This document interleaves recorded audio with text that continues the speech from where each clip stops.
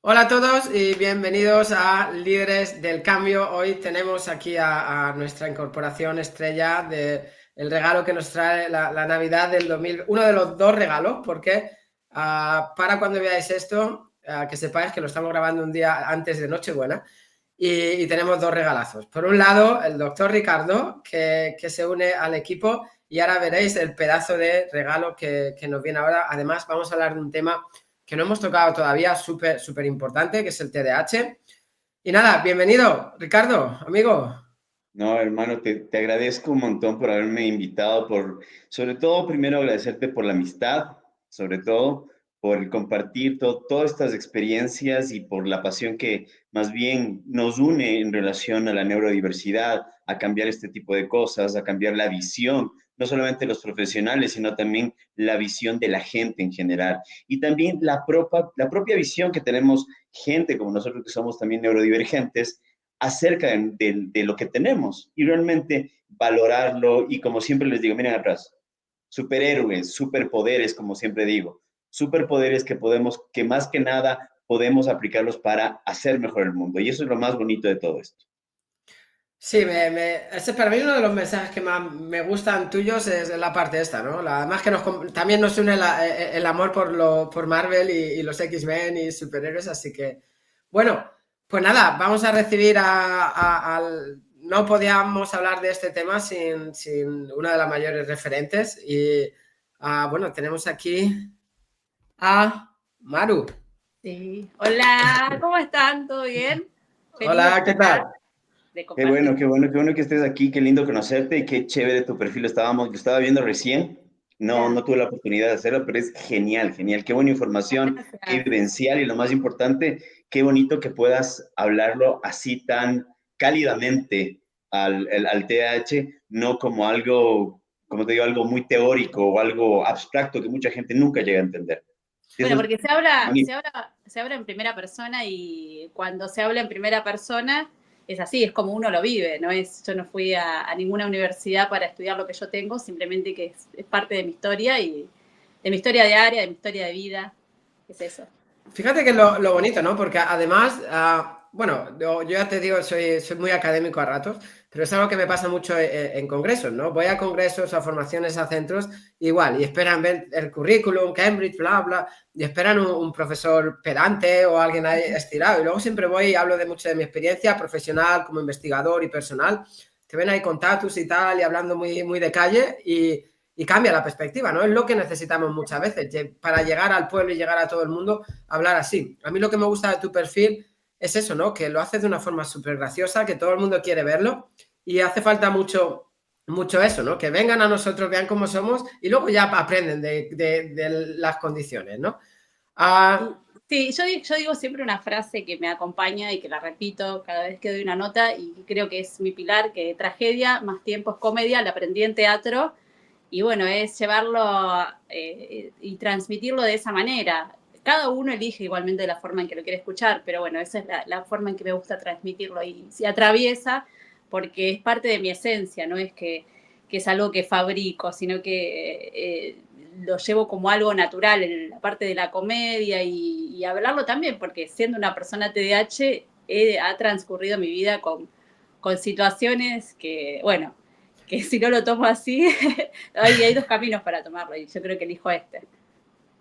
Yo te digo también como otra persona que tiene TDAH y, por ejemplo, estudiar medicina decimos nosotros ahí, mejor que sea chiste después, antes que, bueno, más que chiste es anécdota, ¿ya? O sea, más que chiste es anécdota. Entonces, más allá de eso, o sea, qué bonito que podamos compartir ese tipo de cosas desde otra perspectiva, quizás un poco, a veces fea durante ese momento, pero después como que puede alivianar ese momento tenso y podemos brindar una enseñanza y eso me parece muy, muy chévere.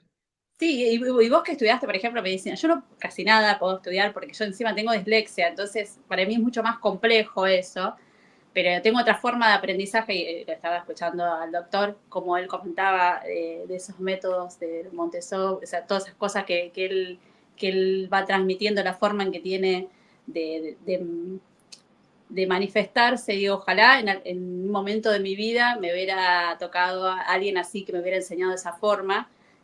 Tuve otros caminos y hoy, bueno, gracias a las redes, a que elegí también buenos profesionales, pude entender que hay otra forma de aprender las cosas, que no Fíjate hay un que sistema único. No, perdona. No, has tocado un tema importante, enseñanza. Ahora, antes de empezar, yo para mí el tema de que vamos a hablar seguro de ello mucho, ¿no? El tema de la educación es que no se trabaja a favor, gusto, motivaciones de los estudiantes y no se potencia todas estas, no se evalúan funciones ejecutivas, no se evalúa todo ese tipo de cosas que son necesarias, ¿no? Luego hablaremos de educación. Yo no sé, bueno, aquí somos tres personas con TDAH, por lo que veo Qué buen equipo, me múltiples encanta. neurodivergencias. Sí, Sí.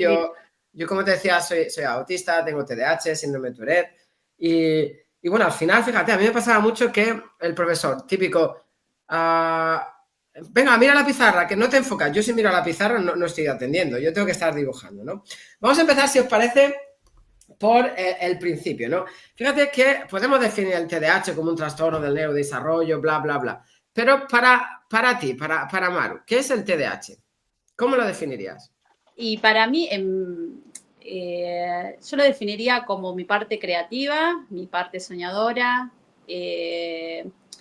No lo veo, creo que es algo que hay que acompañarlo muchísimo en un montón de circunstancias y bueno, parte del conocimiento, de conocerse uno mismo en determinadas situaciones para poder contenerse es bastante. Para mí el TDAH es mi parte creativa, el 100% para mí.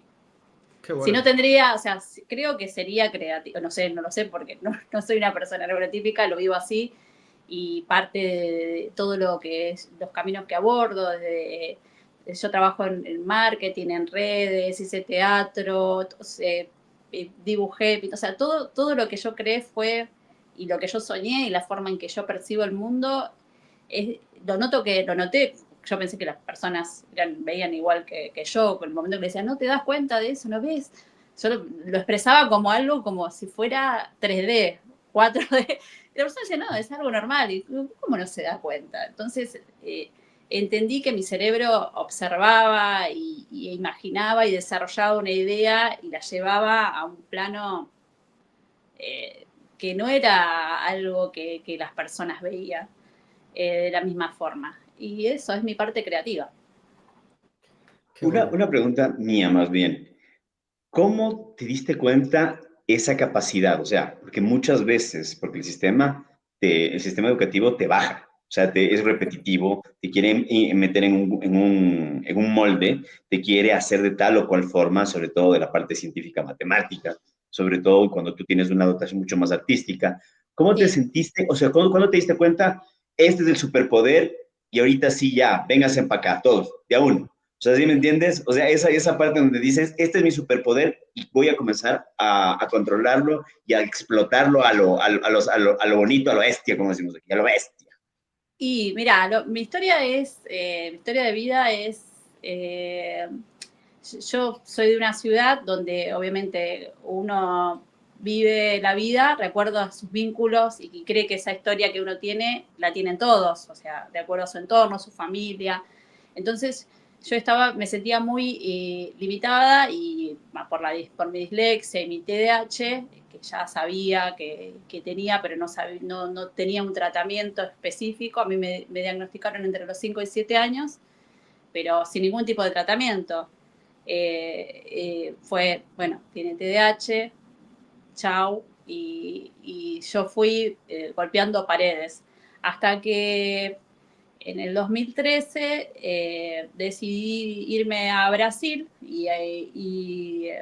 por mi impulsividad iba por 7 días y me quedé 5 años y en esos golpes me di cuenta de que ahí sí me podía mover porque nadie me conocía, no me limitaba y fui atravesando límites que para mí me parecían fáciles y fui trabajando en lugares y desarrollando estrategias y creando un sistema de venta y todo, y sentí que era imparable, que en mi ámbito, en mi vida o en mi ciudad, al tener esas palabras en mi mente de no podés leer, no podés estudiar, y sentir, no tener apoyo desde el entorno por la falta de información, o sea, es todo falta de información. Yo creo que mucho a veces lo distinto se separa y a veces teniendo esa información, ya sea desde la neurodivergencia o de la discapacidad, uno entiende cómo la otra persona vive y lo que necesita. Yo pude desarrollar todo eso a partir de ese viaje y me sentí como imparable, explorando un montón de áreas, entendiendo mis tiempos de aprendizaje, la forma en que yo lo tenía que ejecutar y buscando también los profesionales que entendieron lo que me estaba pasando y cómo me podían ayudar. Qué importante todo eso. Fíjate que conecta mucho con educación, ¿no? Cuando conoces tus tiempos y yo cuento mi historia mucho también en redes, ¿no? El sistema educativo me hizo pensar que yo de pequeño iba súper avanzado académicamente hablando, pero bueno, parte social me costaba mucho. Pero a mí luego al final el sistema educativo me hizo pensar que yo no valía para estudiar. O sea, con 16 años dejé la secundaria, la dejé, pero me presenté a un examen por libre y aprobé toda la secundaria en un examen sin haber estudiado, ¿no? Y luego cuando volví yo quería ayudar a chicos, ¿no? Pero fue cuando me fui un poco paralelo a lo que te pasó. Me fui en el 2013 también a Reino Unido para 6 meses y he estado 12 años. Y ahí descubrí cómo En el funcionaba. 2013, es como Sí, en enero de 2013 me fui a Londres para 6 meses, ¿eh? Me he tirado 11 años y medio.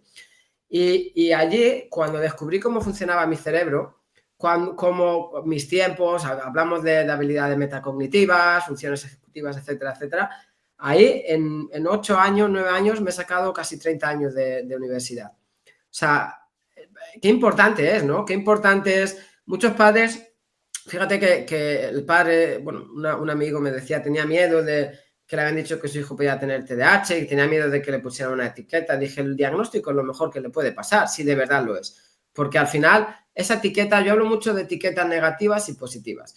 ¿Cuáles son las negativas? Es un tonto, es un malcriado, no hace caso, es un gamberro, no va a valer para nada. Esas son las malas. ¿Cuáles son las etiquetas positivas? Un diagnóstico, ¿no? Que te da una línea de trabajo. Ojalá lleguemos al día que en el sistema educativo no tengamos que tener un diagnóstico, ¿no? Que todos los alumnos, siempre digo que no me gusta hablar yo nunca digo necesidades educativas especiales, digo necesidades educativas diferentes, ¿no? Siempre digo, ¿acaso no todos los estudiantes tienen necesidades educativas diferentes? Por supuesto, ¿no? Entonces, ojalá lleguemos al punto en el que no haga falta un diagnóstico, pero hoy en día un diagnóstico es lo mejor que te puede pasar, ¿no? Sí, el diagnóstico te lleva a un acompañamiento, a ver qué es lo que vos necesitás, que requerís, ya sea a nivel educativo, a nivel de vida, porque si no tenés un diagnóstico, no tenés un acompañamiento adecuado. Es como ir al médico y decir, me duele la rodilla y quizás, no sé, que te den una aspirina y en realidad vos necesitas una cirugía. Sí, sí. Me parece que ya con un diagnóstico se aborda la vida de otra forma. También podés pedir ayuda, decir, mira, pasa que me olvido de determinada cosa o determinado compromiso, no como una excusa, sino porque tengo TDAH. Y por Claro, ahí claro. requiero de otro tipo de acompañamiento o que entiendas que a veces esas cosas me pueden pasar. Y eso te lo da un diagnóstico. Y además de eso, sabes que es muy importante el acompañamiento familiar. Muchas veces son los primeros que ponen etiquetas, son los primeros que evitan que tengas el diagnóstico o los primeros que comienzan con el negacionismo, porque hay un montón de negacionistas acerca de este tipo de cosas. Así de, no, es que tú no lo estás criando bien, tú no lo estás tratando, te digo, en la parte pediátrica de niños. Y después te conviertes en un adulto que termina enmascarando décadas y terminas culpabilizándote absolutamente por cualquier cosa que vayas haciendo, que tu burnout es flojera, que tu depresión es porque no le pones voluntad, o tus crisis ansiosas son simplemente porque eres un flojo, o ese tipo de cosas. Que te digo, en lo personal me pasó una familia hiperexigente con muchas cosas dogmáticas. Actualmente le han bajado bastante, entendiendo todo este tipo de cosas y viéndome hablar en relación a esto, pero es muy difícil. Tengo familia que no creen en ninguno de este tipo de cosas, pero cuando tú ya estás en la parte pediátrica y estás ya con los padres y le haces entender que su hijo no es un rarito, sino que su hijo simplemente es un individuo, nada más, completamente único e independiente y que necesita otro tipo de acompañamiento, eso lo hace maravilloso realmente. O sea, para mí Eso es una de las cosas más importantes que tiene que ir de la mano también con la educación, porque la educación es lo que hicieron los padres, más que nada que como que te dan, como que tiene un caratazo, terminas en el suelo y la educación simplemente te cae en el suelo y te da una llave de lucha La libre educación, la parte de la educación, y te acaba. y bueno, sí, la educación es, la educación, el entorno, bueno, es todo un equipo y cuando no encajas en algo que van todos hacia el mismo lugar, es como algo que, que te afecta para mí emocional, física y emocionalmente. Por lo menos a mí ya me ha pasado. Sí, totalmente, ¿no? Al final es... Y luego, ¿sabes?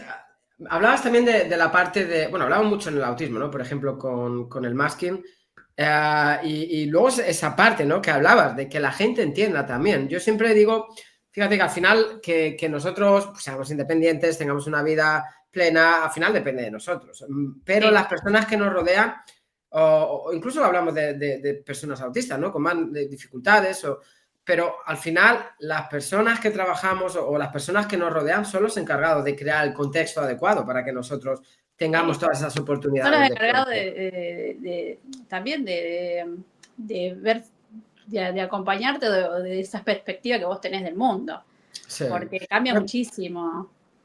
Totalmente, a mí me pasaba mucho, a mí siempre me decían mira, yo no paro de moverme, yo en la silla siempre estoy así. Sí, Me pasa mucho totalmente. que, pasaba mucho, yo venía al pueblo, por ejemplo, donde estoy ahora estos 2 meses que he venido a terminar el libro, claro, llegaba a las fiestas, ¿no? Y yo necesitaba mis descansos sociales, ¿no? Y todo eso, entonces yo siempre decía a la gente, digo, no, bueno, ¿has desaparecido? Y ya digo, sí, he estado con un grupo, con otro. Me decían, qué sociable eres, ya te has perdido por ahí con grupos. Mentira, me iba a mi casa, me metía, me ponía así de lado, me metía en la... Y a lo mejor a la 1 de la noche me iba a mi casa, si era las verbenas, y a las 3 o las 4 volvía a bajar, porque ya se me había pasado necesitaba el descanso social, ¿no? Entonces, poder decir eso y poder contar y que la gente te entienda o decir, mira, estoy saturado, me tengo que ir, sin que se enfaden, ¿no? Sin que es el miedo, al final hacen masking e intenta disimular mucho para que la gente no se enfade. Poder decirlo ahora es súper importante, ¿eh? Sí, expresarlo y que entiendan de lo que de lo que se trata. Entiendo también la vida de cada uno de ustedes y cómo la transitaron. Yo creo que en algún punto todas las personas neurodivergentes eh, en algún punto coincidimos con lo que nos pasó y algunos tuvieron el privilegio de tener ese cariño y ese acompañamiento entendiendo lo que le pasa, pero el resto fue como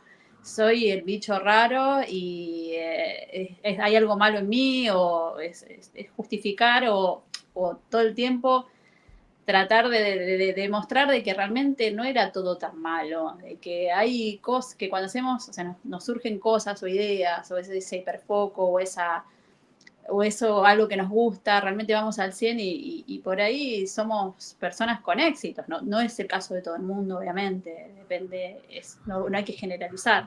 Pero bueno, se basa también mucho en la confianza que depositen en vos y la confianza propia que eso se pueda lograr. Y cuando todo el tiempo por ahí te están diciendo que, en mi caso, que yo tengo dislexia, yo no fui esa privilegiada, hay gente que tiene altas capacidades y TDAH o autismo, lo mío fue como muy en ese ámbito y hasta en la adultez me pasa, que yo no puedo leer libros, o sea, nunca en mi vida leí un libro, todo es auditivo o alguien que me lo esté explicando y sin embargo soy muy exitosa en las áreas y a pesar de no haber leído un libro, entonces es eso, mi cerebro, yo entender también que mi cerebro funciona diferente, que tiene otro proceso y que tengo que elegir las personas que me puedan ayudar en eso y que entiendan que tengo.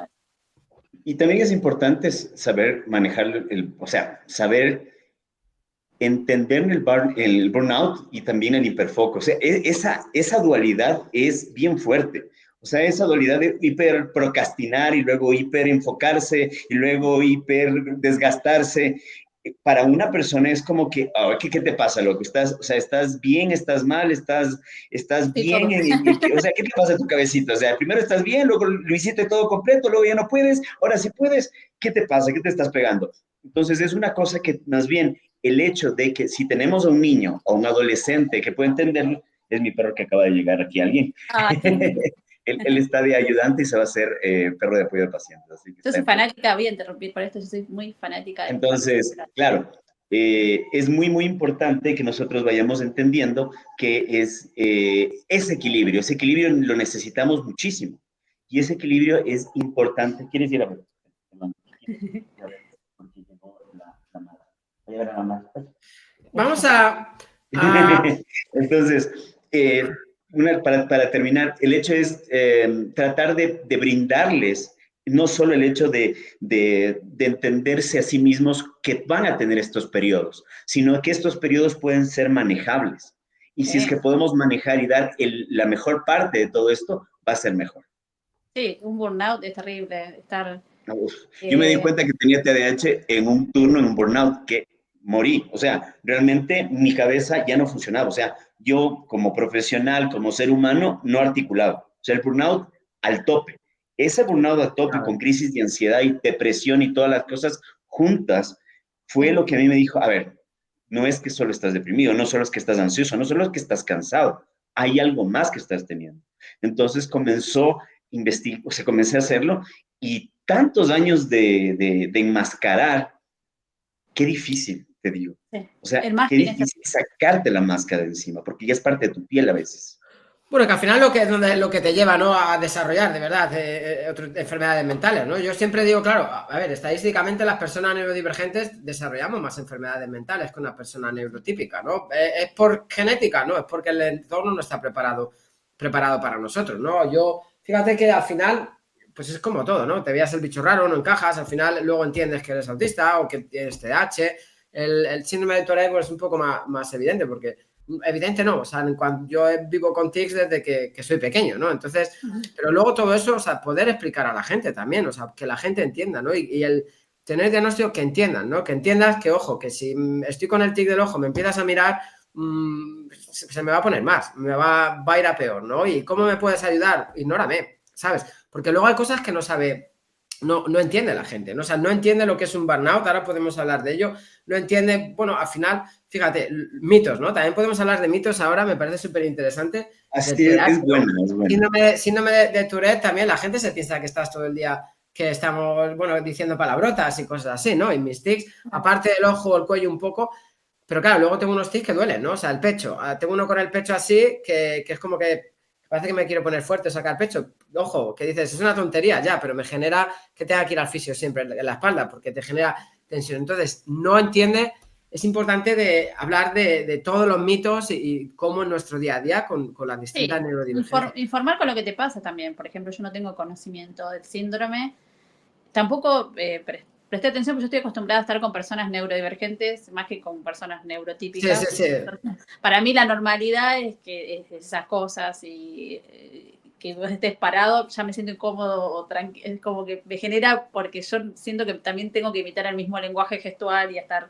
Sí. Entonces, tener una tarde por ahí con personas que por ahí me junto con amigas, una tiene autismo y TDAH, la otra de mis grandes amigas que es activista en las redes, que es Generando Empatía, se llama su cuenta, ella es ciega, autista y tiene otras cositas más. Yo digo, no te puedo ganar nunca, nos reímos mucho de eso. Y yo paso unas tardes impresionantes porque siento que puedo ser yo, levantándome 5, 6, 7 veces, interrumpiendo, que en un ámbito neurotípico.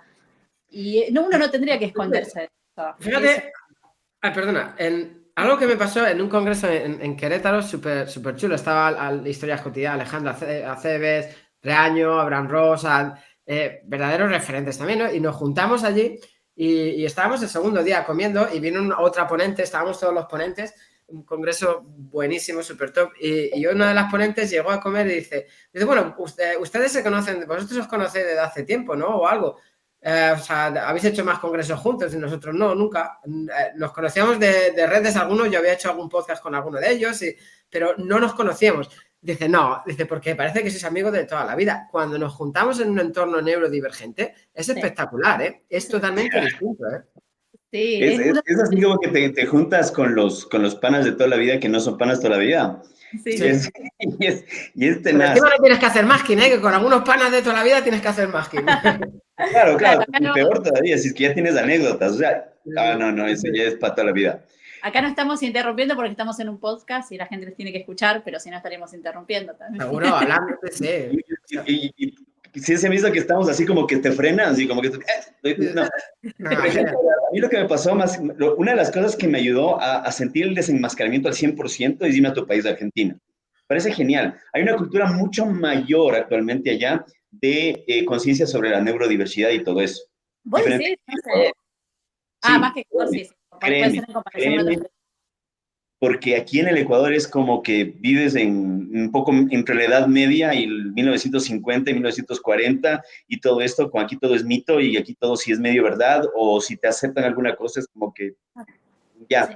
ya. No, acá Te en estás Argentina matando. estamos con la lucha de eso y yo te comentaba al doctor que bueno, yo soy una de las dos personas que tienen cuentas activistas y somos mujeres en realidad, no hay ningún hombre que generalmente supuestamente se diagnostica a hombres.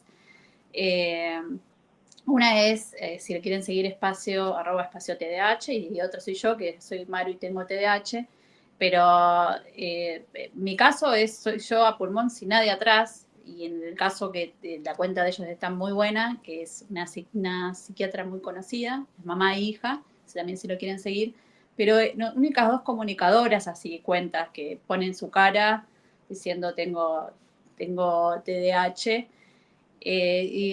Así todo es como que todavía falta, y Argentina es muy grande y todavía falta bastante. Igualmente se está escuchando muchísimo, se está hablando de neurodivergencias. Yo creo que en cada entorno sentimos que todavía falta, pero cuando vas a un entorno donde tienes dos pasitos más, es como que estás, o sea, imagínate en esas ciudades futuristas, así donde ves aviones volando, o carros volando, así, todo así, medio demasiado sci-fi y todo eso. Para mí es eso, porque muchas veces encuentras mucho desgaste alrededor tuyo de la gente que no te entiende todavía bien. Entonces, ese desgaste se nota y es por el hecho de que todavía sí, somos raritos, somos esto, somos el otro, somos la otra cosa, pero no hay una cultura real. Y eso es lo que hace falta, yo pienso. Les voy a contar algo que a mí me pasó. Sí. Mis amigos sabían que yo tenía TDAH, yo tengo un doble diagnóstico de la infancia y de la edad adulta, que me lo hice a escondidas porque no quería ir a mi neurólogo que había ido de la infancia, no le quería comentar a mis padres porque digo, realmente tendré esto, ¿entendés? Entonces como que me hice un segundo diagnóstico. Y nadie estaba informado y como que lo tomaban como un chiste. Y cuando empecé con las redes y empezaron a ver videos, empezaron a ver que tenía como esos méritos, ahí pararon. O sea, tuve que, de alguna manera, hacer eso o no hacerlo porque realmente lo elegí y fue algo que tenía una necesidad de expresarlo. Pero me imagino a esas personas, como tu historia, la que vos contás, que tu familia te decía esas cosas, bueno, lo que cuentan ambos, perdón, no tienen nada para mostrar, para decir, mira, me está pasando, también no sabes cómo explicarlo, yo creo, muchas veces. Y que la otra persona lo entienda, que le tenés que mandar un video explicativo, porque a veces ni siquiera vos sabes lo que te estaba pasando. Claro. Yo siento que hay cosas que no las registro porque las hago diariamente, o sea, no me observo. Y muchas veces... Cuando me veo, hago notas que estoy mirando, nunca miro, siempre estoy mirando para arriba, me muevo. O sea, es como que no identifico mi lenguaje gestual hasta que por ahí veo una nota y veo que estoy mirando para otro lado todo el tiempo. Ahora estoy como más tranquila, pero estoy con los brazos haciendo esto, movimiento de brazos. También yo me paro 500 veces, me muevo. Pero no identificaba hasta que me vi en un video o en una nota lo que me pasaba. Y me pongo en el lugar de esas personas que no tienen esa posibilidad de expresarlo y que realmente se sienten diferentes. O sea, y es triste porque yo también lo pasé. Es muy triste. O sea, y lo más bonito es lo que mostras tú, o sea, desde la perspectiva en primera persona que tienes como persona con TDAH y decirles a la gente, miren, así vemos, así sentimos, así pasa a través de nuestra mente. Y reírte de ti mismo, ¿no? O sea, reírte contigo, no de ti, contigo, ¿no? Es lo más bonito. Contigo. Bueno, sonreír. Más risa cuando luego los momentos. También soy igual. El video que pierdes las cosas y que vas dejando una cosa, ¡ay, el agua! Aguanta, no, ¡ay, el perro! ¡Ay, no sé qué! ¡Ay, la otra cosa! ¡Ay! Y te vuelves a dar la vuelta. Es que luego es impresionante de todo esto, o sea, no sé, bueno, claro que pasa, o sea, va por momentos, o sea, yo un momento estoy súper aquí, súper enfocado, ahora he tenido un momento que mi cabeza se ha ido, como 5 minutos, porque me ha mandado un mensaje y estaba O sea, es impresionante a veces todas esas cosas. Claro, al final, fíjate, esto lo tienen que entender en un puesto de trabajo también. O sea, yo he tenido en universidades en Reino Unido ajustes razonables súper buenos, donde ellos entienden, yo tenía mi sala para estar, para relajarme, todo, distintas cosas, porque entendían que si yo entro en hiperfoco soy mucho más productivo, ¿no?, que una persona neurotípica, pero ser capaces de entender todo esto. Chicos, os quería hacer una pregunta que la tengo aquí apuntada si no se me iba, porque claro, damos por... Fíjate, es algo que nos pasa mucho a las personas también neurodivergentes. Yo di por sentado un montón de cosas. De hecho, os cuento algo. He mandado mi libro al editor y claro, yo me pongo a hablar ahí de One Smile. O sea, digo, sí, porque One Smile. Y me mandó una nota. Dice, está genial. Dice, pero ¿podrías explicar aquí qué es One Smile? Porque doy por supuesto que todo el mundo sabe qué es One Smile, ¿no? Que lo sabe mucha gente, pero todavía no, ¿no? Voy a hacerles un estadito para Instagram, ¿no? Y les voy etiquetando para que estamos aquí. Venga. Ok. Saluden, digan hola al público, por favor. Pues nada, ¿qué vamos a definir, ¿no? Para alguien que no sepa lo que es el TDAH.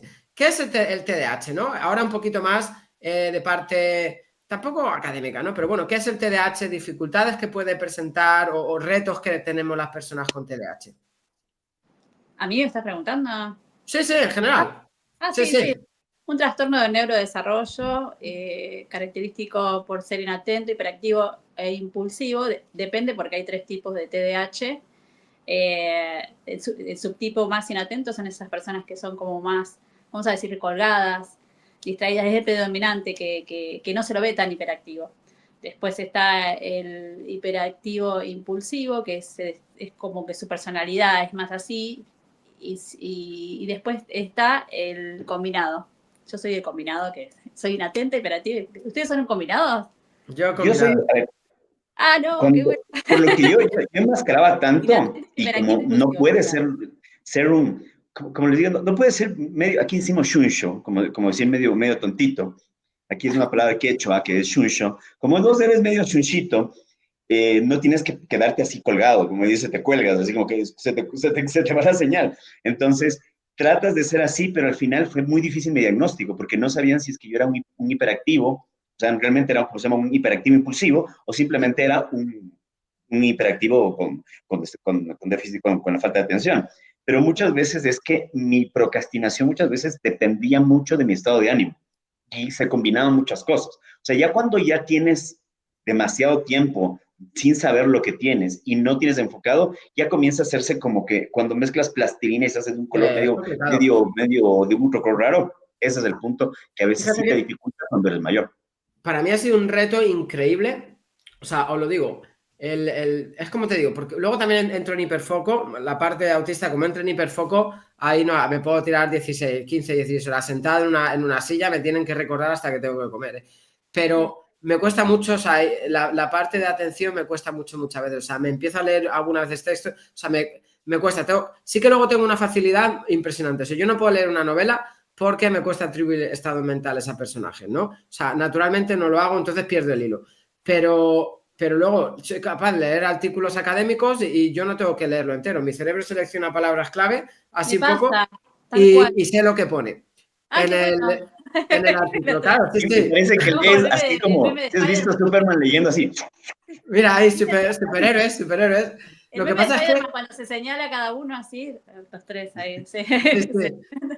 Lo que pasa es que le pasaba a alguien más. Es que es muy complicado, claro, porque luego tengo ya te digo, en 8 o 9 años he hecho 30 años de universidad, pero es porque descubrí cómo funcionaba mi cerebro. Yo no puedo estudiar para un examen. Me cuesta un libro, imagínate todo lo que me estoy moviendo ahora, pues acabo haciendo el pino, patas arriba, leyendo, o sea, no puedo. Pero todo lo que he hecho en el sistema educativo británico ha sido a través de investigación. A nivel universitario, he aprendido mucho más, he tocado mucho más temas, pero o sea, no puedo estudiar, no puedo sentarme con un libro a estudiar, ¿no? Toda esa parte se me empiezan a mezclar letras y no lo sé. Sí, no me pasa. Perdóname, una de las cosas que yo comencé a mezclar un poco, y por eso tanto fanatismo por los superhéroes, es esa emocionalidad, o sea, esa emocionarme como cuando lees un cómic. Así entendí la pediatría, por ejemplo. Emocionarte mientras lees y te quedas en hiperfoco. ¿Por qué? Porque es como que lees un libro de aventuras y lo misma cosa. Pero si es que comienzas a asociar, por ejemplo, lo que te dicen a alguien de mala forma, tienes que hacer esto, ya lo asocias con una situación negativa, adiós. Y se lo dice como que dice, esto ya no, para mí no existe, adiós, no lo vimos. Y Sí, es lo ves, algo que es inconsciente y lo muchas que te veces gusta lo conmigo. ves con ese entusiasmo, claro, lo que te gusta lo ves con Claro, ese o sea, el entusiasmo. entusiasmo para mí es de la parte emocional y esa calidez de darte fuerzas y todo eso ayuda muchísimo. Sí. En cambio, cuando ya, y eso obviamente lo que te permite también es tener cierto equilibrio, no depender exclusivamente de eso, pero te permite tener cierto equilibrio y brindárselo eso, por ejemplo, a un adolescente autista con TDAH que está haciendo, que está bajo de peso o que trata de hacer una dieta vegana porque por ese tipo de cosas, que tengo una niña que es hermosa en esa situación y que ya no tenía contacto físico con nadie. Y después de verse que subió de peso y después de decirle, vos si puedes, no te dejes nada de esas cosas, si te dicen, no, pues tienes superpoderes, tranquila, se despidió con un abrazo, brother, es la cosa que en ese momento a mí me llenó de lágrimas de emoción. A Sí. los años, o sea, es como que salvaste una vida, viejo. O sea, cogiste una máquina del tiempo, te fuiste así a otro lado y dijiste, a ver, no vamos a permitir otra persona que enmascare. Démosle el chance de que sea consciente de lo que tiene y lo ama. Eso creo que No es es el para mí objetivo, ¿no? Al lo más final que la bonito gente acerca de tenga todo esto. mejor vida. Sí, y es de tener, cuando vos tuviste una vida con esas situaciones de que haces más que no enmascarás todas esas situaciones que el mundo no entiende, tenés empatía. Hasta yo, por ejemplo, me acerco mucho a lo que es discapacidad. Es más, con mi amiga Yari, cuando nos conocimos haciendo stand-up. Ella subía a los escenarios, ella también, y yo siempre la veía como muy ausente porque ella tiene autismo también, aparte de ser ciega.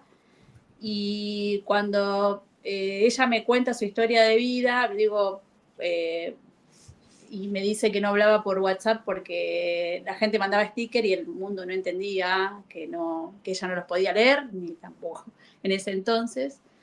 Ahí yo me puse del lado de ella, como que me sentí identificada cuando el mundo te excluye porque no entiende la forma de comunicarse. Entonces yo creo que tener una neurodivergencia a muchos nos pone en ese lugar de empatía, que por ahí una persona neurotípica o de empatía o quizás de resentimiento, depende de lo que haya transitado cada persona. Pero yo, en mi parte, yo elegí esa parte empática y decir, bueno, yo entendí lo que es ser distinto y entonces estoy muy del lado de la discapacidad y aprendiendo sobre la discapacidad, porque era un lugar donde yo no habitaba. Y yo creo que a los neurodivergentes también nos pasa eso, de ser más empáticos, porque entendemos que a nosotros también nos pasa lo mismo. Totalmente. Además, luego partimos mucho, yo creo, las personas neurodivergentes, divulgadores. Fíjate, hay un par de cosas aquí para mí generan un poco conflicto interno, ¿no? Un poco entre. O sea, la parte de que los padres, muchas veces ciertos padres que ven que sus hijos de verdad, el autismo, el TDAH, otras condiciones sí que les discapacitan más de lo que nos puede discapacitar, ¿no? Al final nosotros somos divulgadores, personas, bueno, que nos conoce la gente un poquito y piensan, ¿no?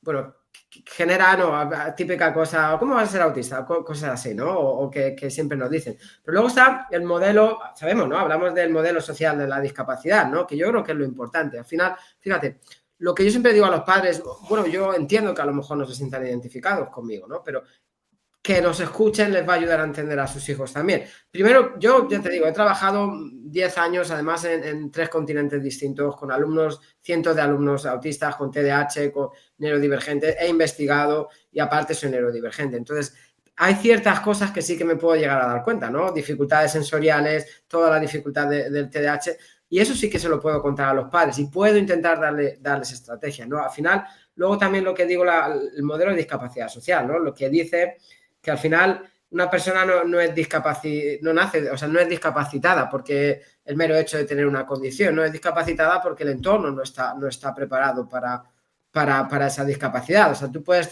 ir en silla de ruedas y vas a la universidad y puedes ser discapacitado. No, si tienes un ascensor, si puedes acceder a todo como el resto de los alumnos, no te discapacita como si no puedes subir. No es la universidad la que se tiene que adaptar. Qué perro más bonito, ya se me ha ido todo lo que estaba diciendo. Sí, yo estoy tratando de prestar atención, pero entró un perro que es muy peludo, grandote, No, Y chiquito es, Sí, pero sí, sí. ese se puso mira, cariñoso porque estaba Chicos, en curso.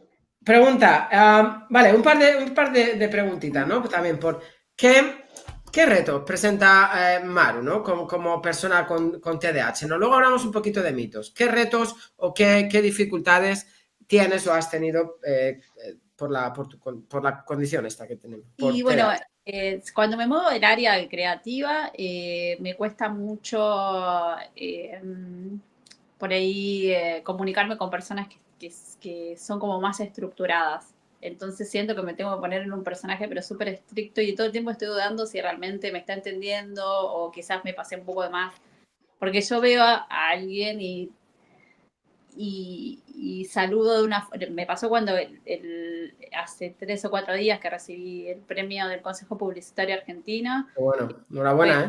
no, fue Enhorabuena. terrible porque había pasado Disney, no sé, empresas importantes y yo pensé que me iba por un reconocimiento y vine con un premio que cuando dijeron mi nombre, o sea, no lo entendía.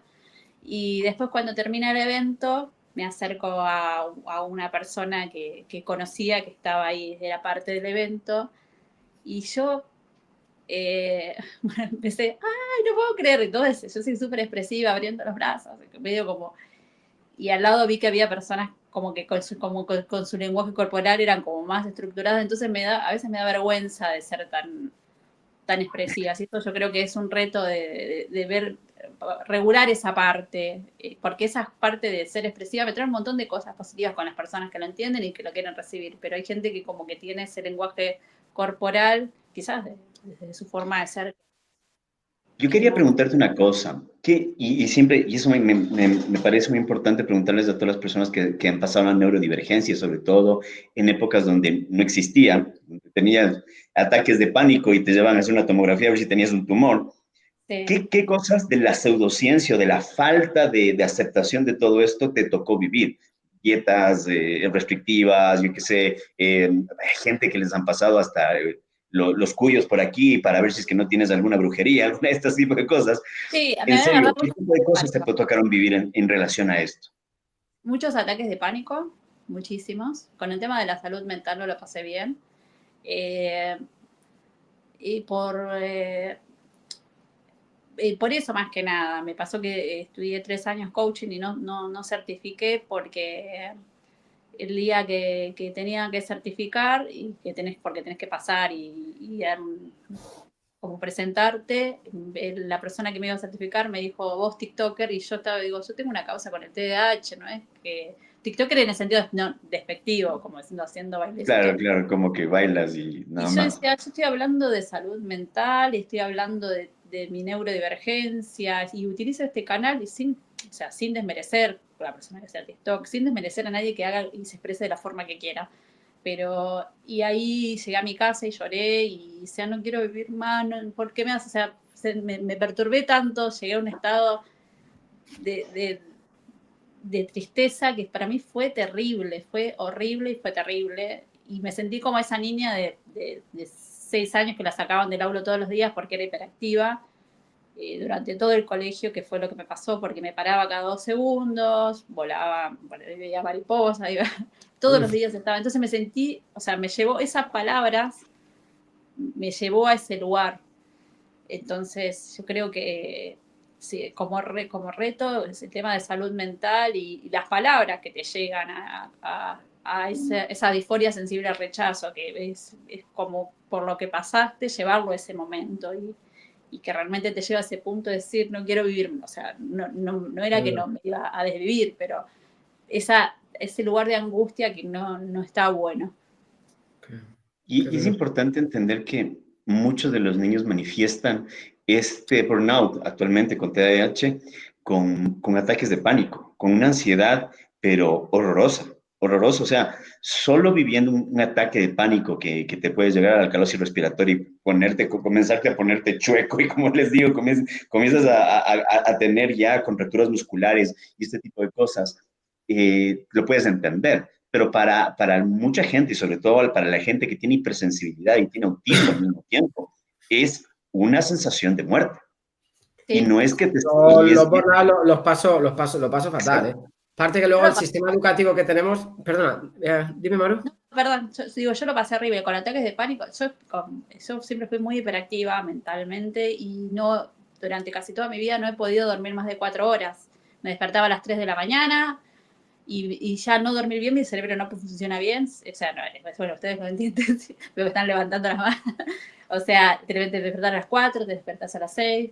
Agarraba y ya llegaba un momento en que abría y sentía que el techo de mi casa me estaba presionando, necesitaba salir y respirar y así todo el aire me faltaba. Y he llamado a amigas que por suerte trabajan, hacían guardias en mi casa a las 3, 4 de la mañana diciendo, por favor, necesito que estés ahí porque no puedo respirar. Y era también porque no podía dormir. Eso también muchas veces es el TDAH. Al no poder dormir, tu cerebro no funciona bien. O sea, sí, no, y trastorno del sueño. Y la verdad es que es súper complicado. Además, hay épocas que puedes dormir algo más, épocas que yo cada hora y media, cada hora me despierto y es súper... Me sirvió muchísimo el uso de magnesio y esto yo lo hablé con mi psiquiatra, que es una persona que... Y melatonina. Magnesio, aquí lo estoy tomando todas las noches también, magnesio y omega 3. Te va a y me hacer funciona, ¿eh? Con el tiempo. Yo no puedo dormir durante toda mi vida y a mí, por ejemplo, consulten siempre con un médico profesional, aparte de diferentes tipos de magnesio. Yo lo consulté con mi psiquiatra y él me dijo que ya él es especialista en TDAH y le habían traído pacientes también las mismas, le habían dicho lo mismo, que por ahí para eso no le servía.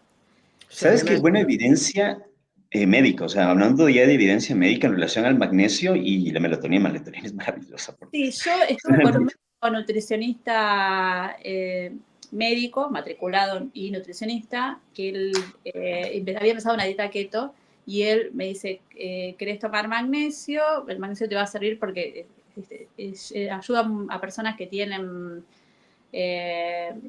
Alzheimer. Dice, yo no sé de TDAH, entonces digo, bueno, y cuando lo empecé a tomar de noche...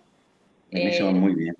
Sí, yo duermo ahora 8 o 10 horas, o sea, a mí una persona con TDAH me regularizó. Depende de cada una. Depende de si tengo cosas en la cabeza, pero sí que el magnesio me está ayudando muchísimo, ¿eh? Sí, es que es progresivo. Sí. El peor cuando cuando eres médico, o sea, tienes que estar no solo con un ojo abierto y otro cerrado. Si han visto con esas películas, como si has visto esos tipos que están así, que duermen con la pistola ahí en las películas, que están escapando de alguien, ya. Exactamente ahí y al mismo tiempo tener la concentración y tomar buenas decisiones, porque puede ser una emergencia y tienes que hacerlo bien. Entonces, si es que no duermes lo suficiente y no haces eso, y hay hospitales que abusan brutalmente de esto. Entonces, ahí es cuando caes en un burnout y encima más tienes situaciones que también emocionalmente te chocan. No es lo mismo ver morir un niño que ver morir un adulto y en situaciones horribles. Entonces, eso afecta muchísimo también esa parte. Entonces, muchos, y hay un estudio que me pareció increíble, que no necesariamente tienes que tener alguna neurodivergencia para tener depresión, ansiedad o alguna enfermedad mental dentro de la medicina. Y hay profesiones que están llevando no solo a la persona que tiene neurodivergencia, sino en realidad a todo eso, y por eso están tan abandonadas actualmente. ¿Por qué? Porque no se preocupan de la salud mental. Y da terror eso. ¿Por qué? Porque la persona que debe cuidar tu salud no le estás cuidando su salud mental para que por lo menos tenga un buen juicio clínico. Bueno, es que luego depende mucho también de la cultura. Fíjate, hay gente que todavía... A mí me está pasando aquí en España, ¿no? Yo aconsejo a gente, digo, bueno, ves en profesional, ayuda terapéutica. No estoy loco, ¿no? O sea, en Reino Unido está bien visto que tú tengas un terapeuta. Tú, es como el que dice, vengo del gimnasio, de entrenar. Pues ¿de dónde viene? No, del terapeuta. Está bien visto que trabajes de manera proactiva en tu salud mental. En Argentina... En España todavía se ve como algo... No, en Argentina creo que 5 de cada 10, perdón, tengo una estadística, pero cualquier persona que vos le preguntes, en su mayoría va al psicólogo. O sea, en Argentina es algo total, como tener perros. Acá en Argentina es algo súper necesario en muchos sentidos. No, si no vas al psicólogo, si puedes decir voy al psicólogo, ya te estás recomendando como una serie en Netflix. O sea, sí, es algo... Chicos, Y es que también incluso una de las cosas más tristes, y yo pienso que una de las cosas más tristes en ciertos países, y por eso te digo que yo disfruté mucho en algunos otros lados, es el ver que la salud mental no la consideran como salud, ¿sí me entiendes? O sea, es una cuestión muy secundaria cuando es muchas veces primordial, inicial, primaria, y que puede sí definitivamente afectarte. Un accidente cerebrovascular, un accidente, un infarto, te puede dar hipertensión, te puede dar un montón de cosas. Las hormonas que se alteran, que pueden acabar con todos tus órganos, están ahí. Y no necesariamente tienes que tener alguna neurodivergencia, simplemente tienes que ser un ser humano que no está cuidando absolutamente nada de ello. Y eso es muy Claro. importante. Yo siempre les digo, todos de alguna forma hemos estado rotos y de alguna forma tenemos que volver a componernos poco a poco. Hemos cometido errores y tenemos que volver a hacer las cosas diferentes y han cometido errores con nosotros. Y tener esa humildad, yo creo que es lo que nos hace falta muchísimo. Sí, totalmente, coincido, coincido. Fíjate que luego hablamos aquí un poco bueno, el paradigma de la neurodiversidad, ¿no? Y hay una parte que son las neurodivergencias adquiridas, ¿no? Que son las neurodivergencias que adquieres con las que no naces, ¿no? Y ahí podemos hablar de meter incluso todas las enfermedades mentales, ¿no? Hablamos ahora de 1 de cada 14 personas en el mundo es neurodivergente, ¿no? Acorde a algunas estadísticas, pero por eso hablamos que incluso más, ¿no? Porque alguno en algún momento ha desarrollado alguna enfermedad mental. Les hago una consulta a ustedes, que quizás están en el área más profesional. El tema de las redes sociales también hacen como cerebros que confunden características neurodivergentes. Justo estaba leyendo un poco más de eso en relación, pero mucho más a mi área, que es la pediatría, en relación a lo que es de las pantallas y el uso de pantallas, que sí te puede llevar a tener, primero, en una edad temprana, a no llevarte a tener un desarrollo completo. Y eso y en un cerebro que es neurodivergente puede crear más gaps de los que ya podrías llegar a tener. Eso es una de las cosas importantes. Lo segundo, en etapas cruciales como la adolescencia, te pueden llegar a tener, a dar una visión completamente fuera de la realidad de muchas cosas. Te pongo el ejemplo que nos ha pasado a nosotros, las princesas de Disney. Te casas y felices para siempre. ¿Sí me entiendes? O sea, esa falla en la realidad, convencerte de que esto tiene que ser algo tan idílico o de alguna forma tan brutal como el tipo que tiene un jaguar en un Lamborghini o cosas por el estilo, y eso crea una subcultura Una que no distorsión. es real. Claro, una Sí, pero distorsión. luego yo voy, mira, mucho de la parte pedagógica yo voy al punto, o sea, aparte de la pedagogía, el modelo pedagógico que desarrollé, bueno, al final creé como una especie de algoritmo, ¿no? Que conecta, que crea un perfil individual del estudiante porque conecta pues necesidades, habilidades e interpersonales del estudiante, funciones ejecutivas básicas que no se estudia en las universidades, no se hablan de ellas, de funciones ejecutivas. Y otras áreas, ¿no? Y fue lo que tuvo más éxito todo eso. Yo conecto todo esto de TikTok y todo esto de redes mucho con funciones ejecutivas, que son básicas para el buen desarrollo. Son procesos cognitivos de alto orden.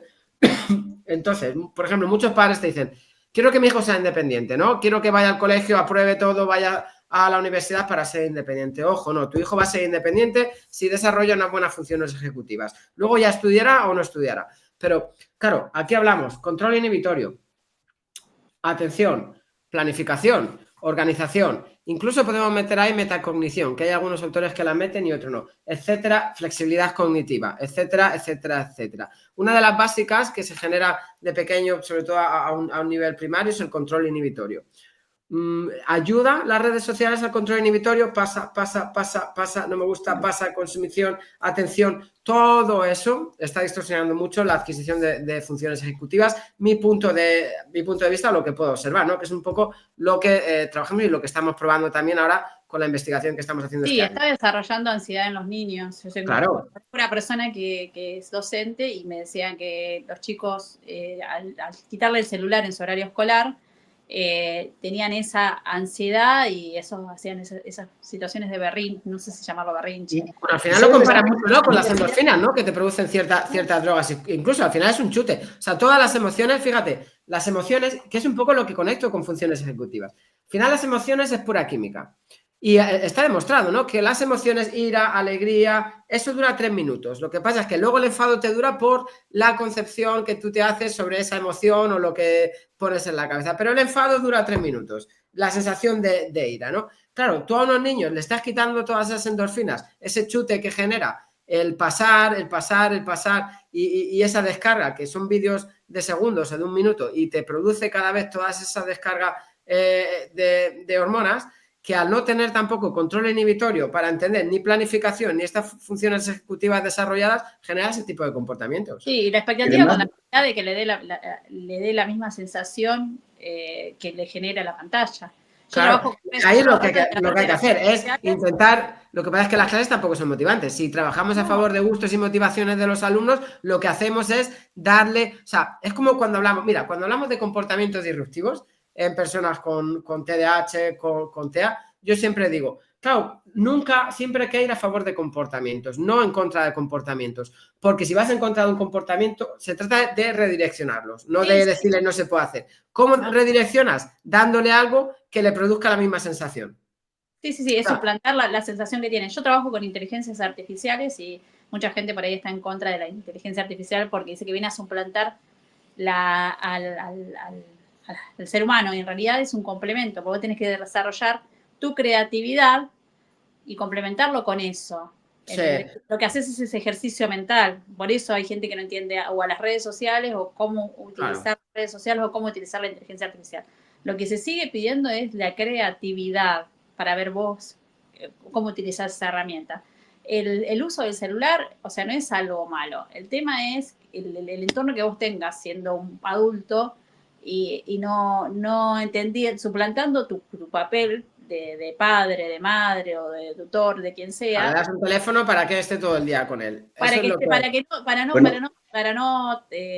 ahí yo no soy madre, yo hablo desde la tecnología. Para que esté tranquilo y te deje hacer la comida. Sí. Claro, y en realidad es la educación de la persona que cuida.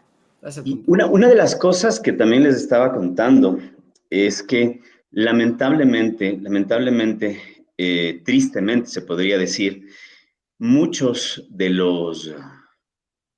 estos estímulos, se podría decir, que vienen de los niños, o sea, que vienen hacia los niños o hacia los adultos, o hacia todo esto, deberían ser enfocados en la familia o deberían ser enfocados en otro tipo de situaciones. Y muchas veces esta búsqueda de estímulos se viene en respuesta a la falta de cierto tipo de atención, a la falta de cierto tipo de situaciones. Por ejemplo, si es que tú no tienes lo que solía pasar en alguna de estas cosas. Si no tienes a quién contarle, vas a buscar al amigo del barrio para que te cuente acerca de estas cosas. Lo que te decían acerca, por ejemplo, hablamos de educación sexual. Si no te lo enseñaba a tus padres, no te lo enseñaba a la escuela de una forma adecuada, te lo enseñaba tu pana del barrio y no te lo enseñaba de la mejor forma. Entonces, esa búsqueda esa búsqueda de endorfinas, dopaminérgica, etcétera, claro que va a ser muy importante para todos.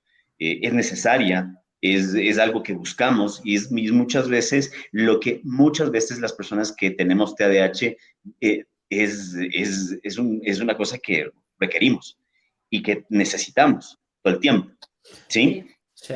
Y es una de las cosas que a veces puede ser, si no las sabemos nivelar, no las sabemos controlar, podemos llegar a excesos. Gente que está en, por ejemplo, alcoholismo, drogadicción, adicción al sexo y otro tipo de cosas. Yo creo, fíjate, nos vamos acercando a la hora. Yo creo que te invito, Maru, a hacer otro, porque fíjate, aquí podemos hablar otro también sobre, la mayor tasa de adicciones que hay entre personas neurodivergentes. Podemos hablar de un montón de cosas. He leído también últimamente algunos artículos sobre hipersexualización, TDAH, un montón de Sí, te invitamos a participar seguro en otro podcast, pero como es un primer introductorio sobre el TDAH, me gustaría, antes de terminar y hacerte las dos preguntas famosas, que estamos llegando a la hora, pues sí, que hablemos unos minutillos de mitos sobre el TDAH, ¿no? Porque además lo haces genial también en redes y mitos sobre el TDAH, ¿no? ¿Qué mitos podemos hablar, ¿no? Podemos contar.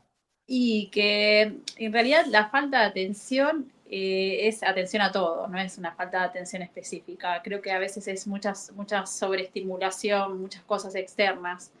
Eso es un mito de que somos distraídos. No sé si la palabra es distraído.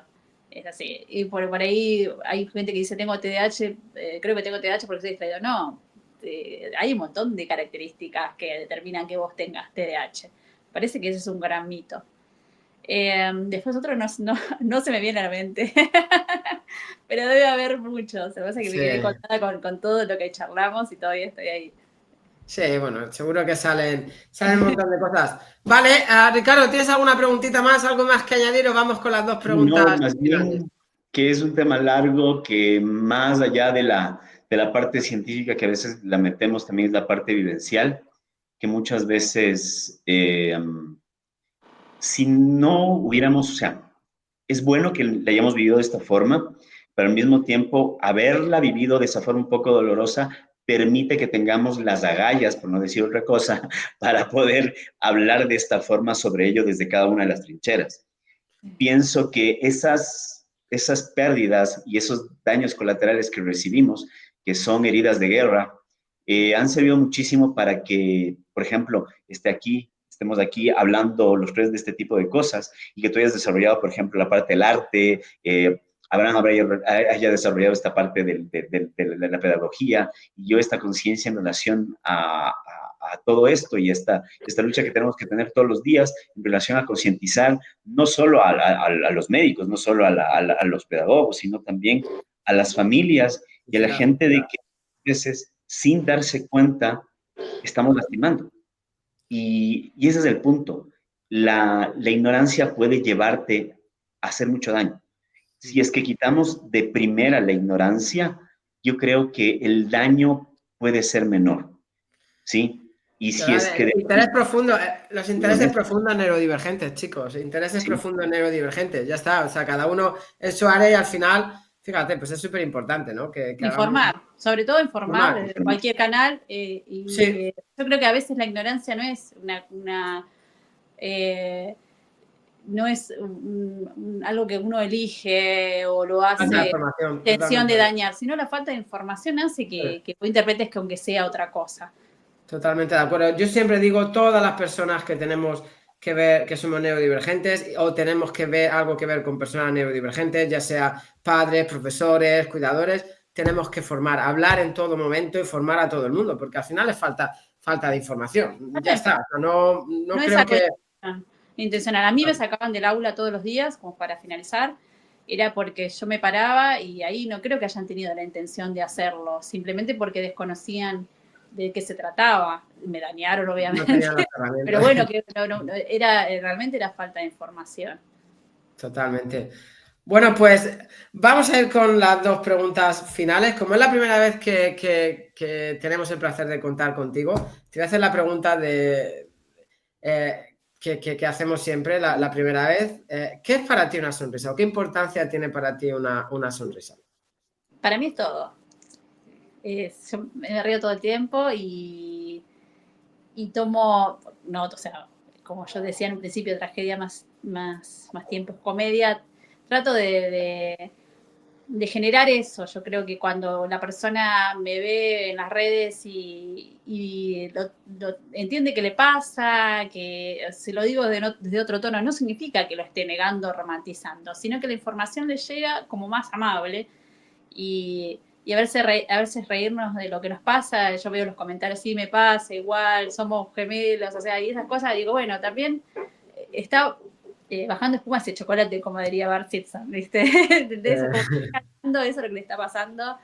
Sabe que le pasa, pero lo toma de otra forma, no tan drástica, y dice, bueno, ya lo tengo, ¿qué hago con esto? O me pongo a llorar o lo acompaño. Bueno, lo acompaño, y lo acompañamos juntos con mi comunidad, y los domingos por ahí, todos los domingos nosotros abrimos el Club TDA y hago preguntas que...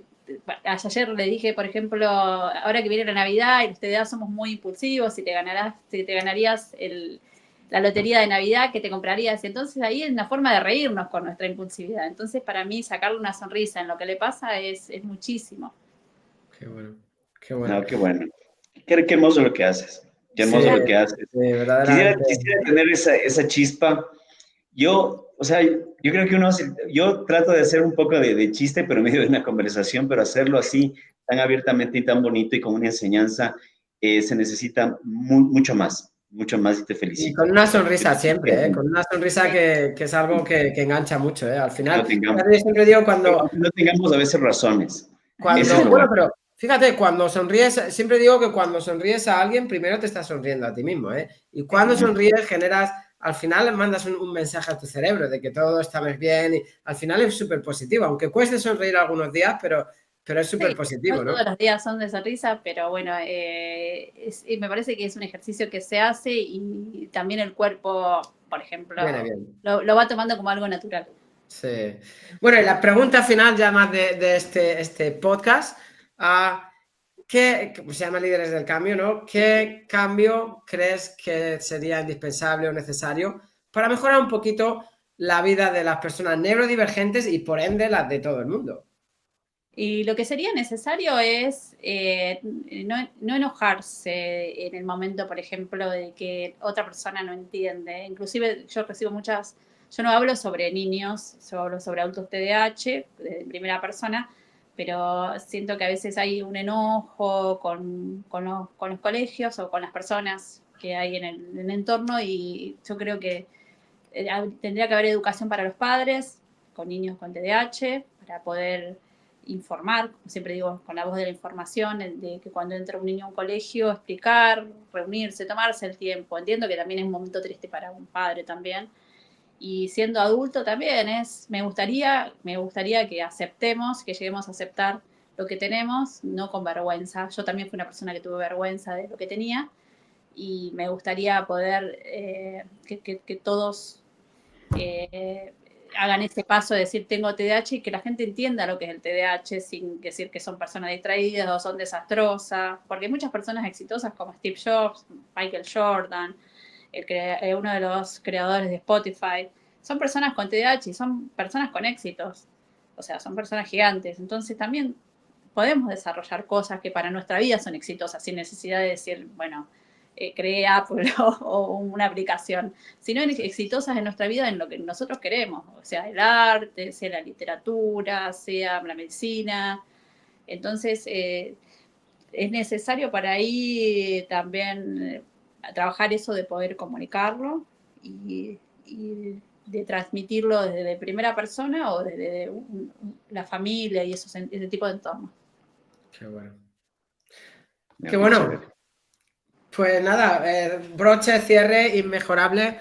Maru, muchísimas gracias. Esta es tu casa. Gracias a ustedes. Sé que te vamos no podemos decir todavía nada porque todavía no lo hemos anunciado en redes, pero sé que vamos a contar contigo muy prontito en otro proyecto.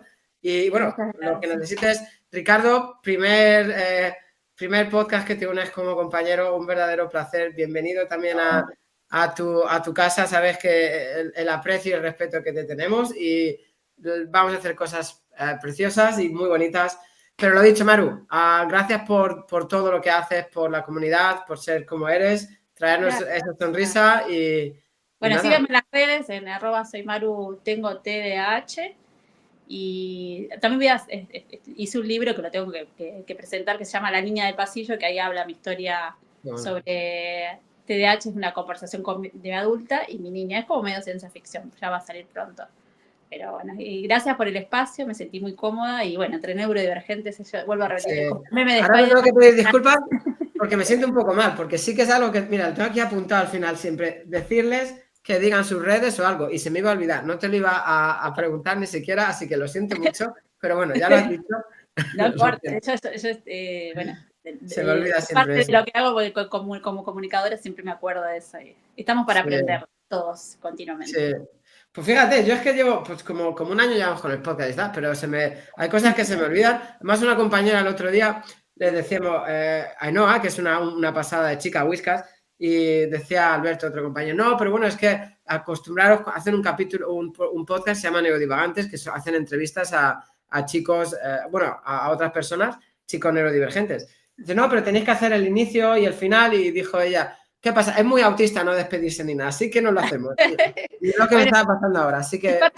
Fuiste como tal cual como sos. Sí. No hay margen de error para eso. Existen las personas como yo que son comunicadoras que se acuerdan de esas cosas. Lo siento, no, siempre lo hacemos, pero se me iba a pasar. De todas formas, luego siempre os lo pido para ponerlo en el post. Así que nada, no nos retrasamos mucho más. Maru, un verdadero placer estar en tu casa cuando quieras volver. No sé si está por ahí Ricardo, un abrazo a los dos. Esto ha sido Líderes del Cambio. Hasta luego. Gracias. Adiós, Ricardo. Ese internet está malísimo aquí, perdóname. Me hace tiempo justo. Así que muchas gracias por todo. Un abrazo grande y que no sea la última vez. Así te Que no digo. sea la última vez.